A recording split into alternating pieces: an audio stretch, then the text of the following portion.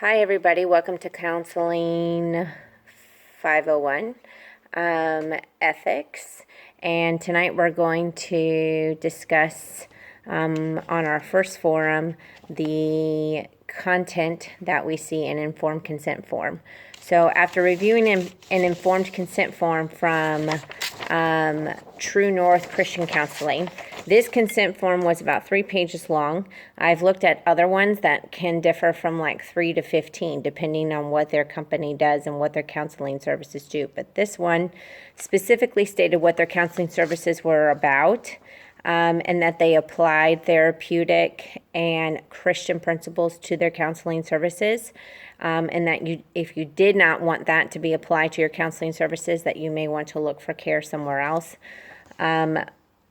Confidentiality, it definitely stated that they follow all the guidelines per HIPAA, and they have been endorsed by adequate organizations in order to carry out those practices. However, that those practices can be broken only if there is cause for potential harm to self or harm to another individual or society. Though that is when confidentiality can be broken.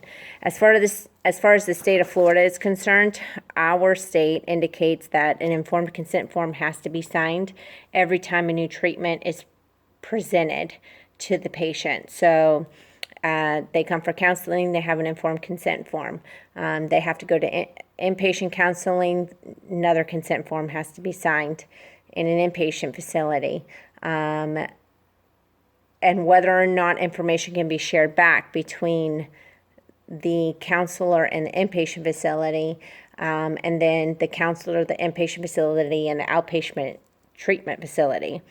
So there's specific guidelines and specific informed consents that have to be in place when you're dealing with therapeutic relationships and people's lives. The Code of Ethics pretty much lays out the basic rules and regulations that the informed consent that I saw followed proper guidelines as far as what the ACA Code of Ethics states.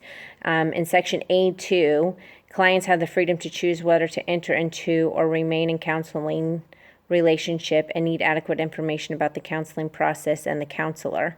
Counselors have an obligation to review in writing, verbally, with clients the rights and responsibilities of both counselors and clients. Informed consent is an ongoing part of the counseling process, and counselors appropriately document discussions of informed consent throughout the counseling relationship. Basically, ACA states that every step of the relationship, if something new changes or there needs to be an updated informed consent form, that needs to be signed and regulated by both the counselor and the client. What I learned is that there are a lot more rules and regulations when it comes to different types of therapy and when it comes to transferring patients from a formal setting to an inpatient setting to an outpatient setting back to a formal setting just between the counselor and so on and so forth. So my question to everybody, including the professor, Dr. Daniels, would be when it comes to confidentiality and the law between the Code of Ethics and our state laws, how do we know that what we state in our own individual consent forms is exactly what needs to be in there, or whether we need to add more information to that, or whether we need to shorten that informed consent form so that it doesn't feel like it's 20 pages long and people are like, why am I signing all these pages? What is a specific guideline